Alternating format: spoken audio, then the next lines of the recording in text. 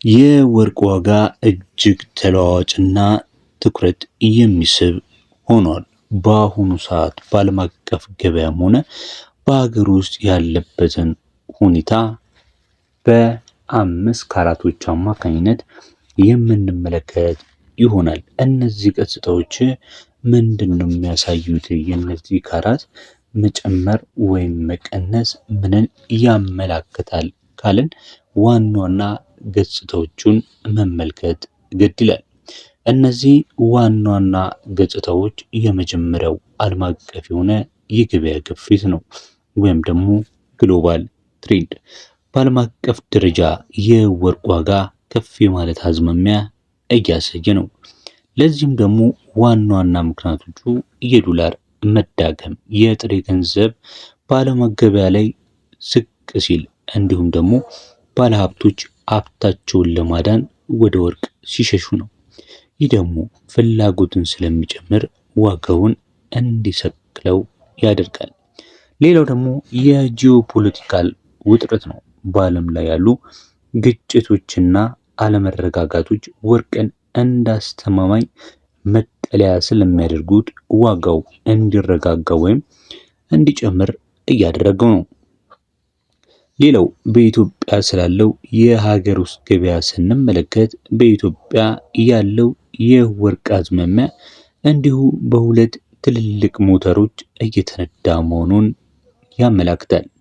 የመጀመሪያው የኤክስቼንጅ ሬት ወይም ደግሞ የምንዛሪ ተመን ሲሆን የኢትዮጵያ ብር ከዶላር ጋር ያለው የምንዛሪ ገበያ እንዲወሰን በመደረጉ የወርቅ ዋጋ በብር ሲሰላ ከፍ እንዲል አድርጎታል። ዛሬ 1 ግራም ወርቅ በብር ሲመነዘር ካለፉት ወራት እጅግ የላቀ ዋጋ ላይ ነው የሚገኘው።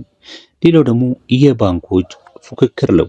አሁን ላይ ንግድ ባንኮች ወርቅን ለመረከብ ፍቃድ በማግኘታቸው ለአቅራቢዎች የተሻለ ዋጋና ማበረታቻ ለመስጠት እየተወዳደሩ ነው። ይህም ለሻጮች መልካም አጋጣሚ ፈጥሯል።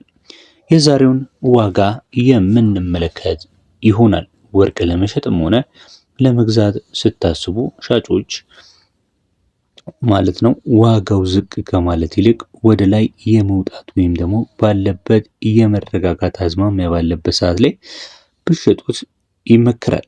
ዛሬ ላይ ወርቅ መያዝ ትርፋማ የሚያደርግበት እንጂ የሚከሰርበት ቀን እንዳልሆነ ብዙ አመላካች ነገሮች አሉ። ዋጋው በየደቂቃው ነው የሚቀየረው በርግጥ ነገር ግን ትክክለኛውንና የሰዓቱን ዋጋ ለማወቅ የኛንም ቻናል እንዲሁ በየቀኑ የምንለቀውን የዋጋ ዝርዝር የሚያሳዩትን መረጃ መከታተላችሁን አትርሱ። ዛሬ ላይ የ24 ካራት፣ የ21 ካራት፣ የ23 ካራት፣ የ22 ካራት፣ የ19 ካራት፣ የ18 እና የ14 ካራት በስንት እየተሸጡ ይገኛሉ? የካቲት 12 2018 የሚለው መረጃ የምንከታተል ይሆናል። ቪዲዮውን እየተከታተላችሁ ላይክ ያላደረጋችሁ እንዲሁም ቤተሰብ ያልሆናችሁ ሰብስክራይብ በማድረግ ቤተሰብ እንድትሆኑ ቪዲዮንም በላይክ መጀመራችሁን አትርሱ። አሁን ቀጥታ ወደ መረጃው እንሄዳለን። የምንጀምረው ከ14 ካራት ነው የሚሆነው። 14 ካራት እየተሸጠ የሚገኘው በአሁኑ ሰዓት ላይ ከ15000 እስከ 16000 ባለው የአማካይ ዋጋ መሆኑን ያመለክታል። 18 ካራት ውስጥ በስንት እየተሸጠ ነው የሚገኘው ካላችሁኝ ዛሬ ዕለተ ሐሙስ የካቲት 12 2018 ዓ.ም 18 ካራት 1 ግራም ወርቅ በ17554 ከ28 ነው በምሽት ላይ የሚገኘው። በመቀጠል የምንመለከተው ደግሞ የ19 ካራቱን ሲሆን 19 ካራቱ 1 ግራም ወርቅ በ20026 ብር ከ28 እየተሸጠ ይገኛል። ቀጥለን የምንመለከተው የ21 ካራቱን ነው የሚሆነው። 21 ካራት 1 ግራም ወርቅ 22088 ከ83 በጥሬው ማለት ነው በመሸጥ ላይ እንደሚገኝ መረጃው ያመለክታል። በመቀጠል የምንመለከተው የ22 ካራቱን ሲሆን 22 ካራት 1 ግራም ወርቅ ዛሬ ላይ ዕለተ ሐሙስ የካቲት 12 2018 ዓ.ም ላይ በመሸጥ ላይ የሚገኘው 23140 ከ68 ነው። 10 ግራም የ22 ካራቱን ብትፈልጉ 231406 ብር ከ80 ማዘጋጀት ይኖርባችኋል ማለት ነው። ይሄ የጥሬው ዋጋ ነው። የሜኪንግ ቻርጅ እንዲሁም ደግሞ የቫትን ሳይጨምር ያለው ዋጋ ማለት ነው። በመቀጠል እንግዲህ ለኢንቨስትመንት የሚመረጡትን የ23 ካራትን እና የ24 ካራትን የወርቅ ዋጋ በስንት የተሸጠም እንደሆነ የዛሬውን ቀን የማሳያችሁ ይሆናል። ቪዲዮውን ላይክ ካላደረጋችሁ እንዲሁም ሰብስክራይብ ካላደረጋችሁ የዚህን ወርቃማ ቤተሰብ እንድትቀላቀሉና በየጊዜው በየወቅቱ የምንለቃቸውን ከወርቅ ጋር የተያዙ መረጃዎችን በመከታተል ቤተሰብነታችሁን ታሳዩን ዘንድ በማክበር እንጠይቃለን።